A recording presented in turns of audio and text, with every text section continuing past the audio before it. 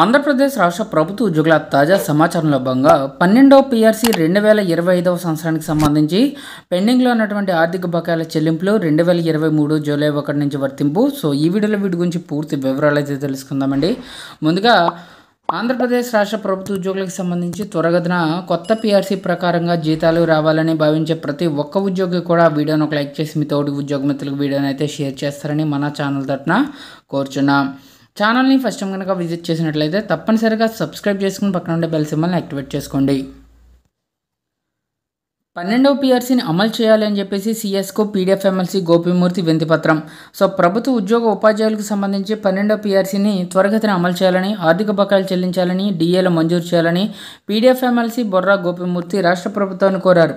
So రాష్ట్ర ప్రభుత్వ ప్రధాన కార్యదర్శి కె విజయానందను బుధవారం సచివాలయంలో గోపిమూర్తి కలిసి వినతిపత్రం అందించారు.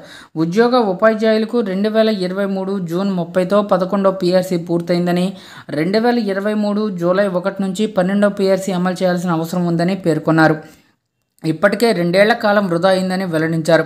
ఇక 12వ పీఆర్సీ కమిషన్ నియమించి ఐఆర్ని వెంటనే ప్రకటించాలని డిమాండ్ చేశారు. 11వ పీఆర్సీ ఏరియాస్ చెల్లించాలని, పెన్షనరీ బెనిఫిట్స్ బకాయిలు వంటివి ఆర్థిక బకాయిలన్నీ కూడా చెల్లించాలని కోరారు. ఇక 2003 డిఎస్సి ఉపాధ్యాయులకు మెమో 57 ప్రకారంగా అమలు చేయాలన్నారు.